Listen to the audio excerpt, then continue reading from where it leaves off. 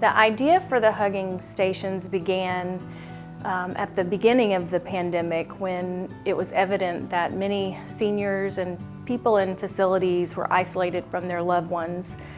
This was important just to give the families an opportunity to spend time with their loved ones.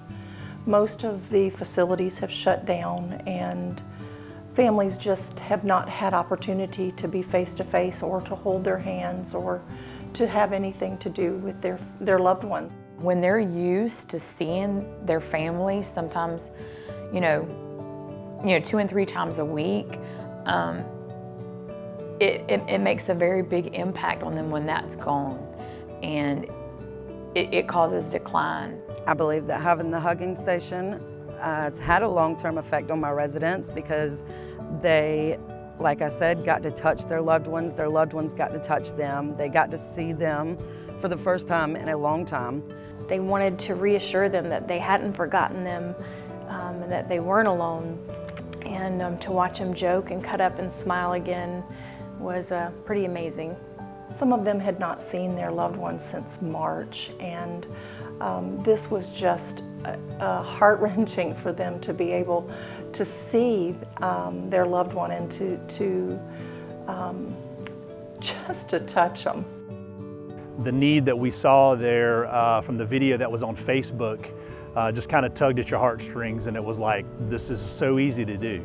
When we were building it, we knew we wanted them to see each other, feel each other. We wanted it to be freestanding, and we wanted it to fit through a doorway and be able to take down and move in a pickup.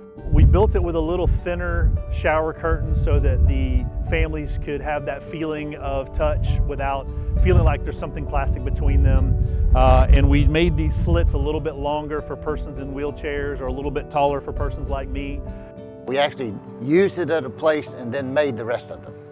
The safety of the hugging stations is vital, and community has special guidelines and trained staff to ensure that this is a safe event.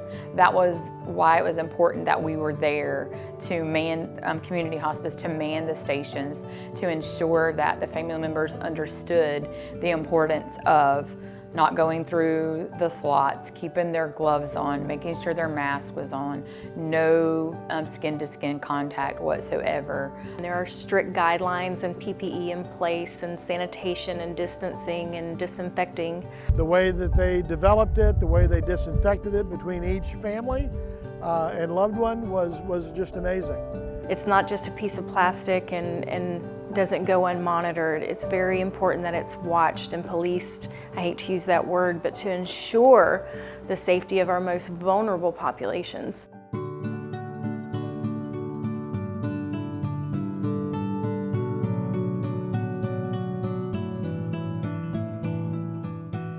It was like teenagers in love. She just said, "Oh, here he comes. Oh, here he comes." She was so excited.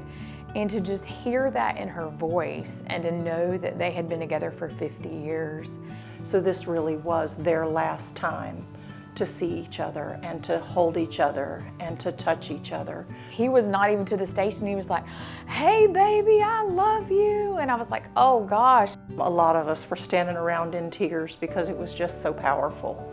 But I have found out recently that about 2 or 3 weeks after the hugging station, his wife passed. So that was the last time they got to see each other. So this family was so grateful and so impacted for that opportunity that they had to be together. The issues we were seeing in Windsor Care and Rehab, like a lot of facilities, were loneliness, not being able to see family members. It made me feel happy that they could see their loved ones, that they could touch their loved ones, that their loved ones could see them and their loved ones could touch them. It made them very happy, very excited. It brought families together. It allowed families to hug their loved ones.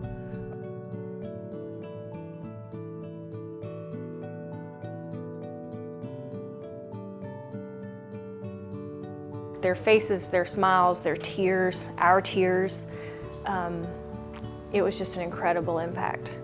I wanted to be part of this project because I saw it as an opportunity to let people love on their loved ones. It was probably one of the most touching days I've had in over 30 years of being an administrator. It was nothing close to what I could have imagined. For community hospice to be able to provide that service to these patients and these families was just, it was phenomenal.